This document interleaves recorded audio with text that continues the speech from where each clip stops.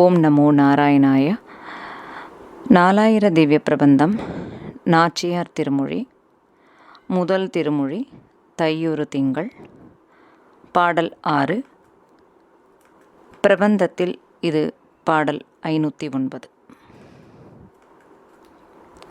ஒரு உடையாரிளையார்கள் நல்லார் ஓத்து வல்லார்களை கொண்டு வைகள் தெருவிடை எதிர்கொண்டு பங்குனி நாள் திருந்தவே நோர்க்கின்றேன் காமதேவா.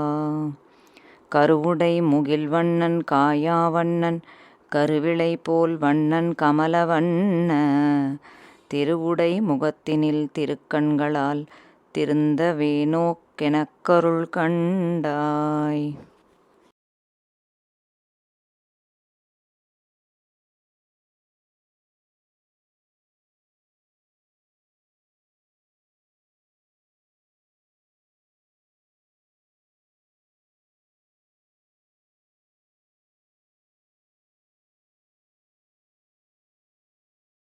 நாச்சியார் திருமொழி. திருமொழி 1. பாடல் 6. ஆண்டாள் அருளியது. அழகிய வடிவுடையவராயும் யௌவன பருவமுடையவராயும் காமதந்திரத்தில் சொன்ன ஆசாரங்களை உடையவராயும் காமசூத்திரத்தில் வல்லமையுடையவராயும் உள்ள உன்னை முன்னிட்டு நாள்தோறும் நீ வரும் வழியிலே எதிரே சென்று பங்குனி மாதத்து பெரிய திருநாளில் நல்ல அறிவுடனே உன்னை குறித்து நோன்பு நோற்க நிற்கின்றேன் மன்மதனே.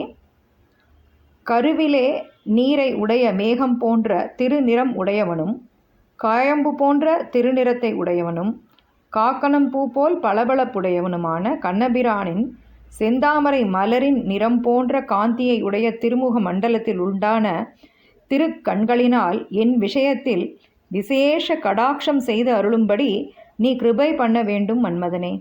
ஸ்ரீ ஆண்டாள் திருவடிகளே சரணம். The one who has a beautiful and youthful face, the one who knows all the rules and restrictions laid down in the tricks of love, and the one who is well versed in the techniques under the science of love, O Manmada, I am waiting every day on the way you would come to approach you directly to fulfill my intentions of union with Lord Narayana on the special day of the Panguni month, and I am fasting with all good senses to garner your grace. O Manmada, I request you to make Lord Krishna, the one who is as dark as the rain clouds, who is as bluish as the kayambu flower, and as shiny as the kakanam flower, and who has a face as red as the lotus flower, to turn his divine vision onto me by looking at me with his divine eyes, and grace me by satisfying my desire and marry me. Shri Andal Tiruvadigaleye Charanam.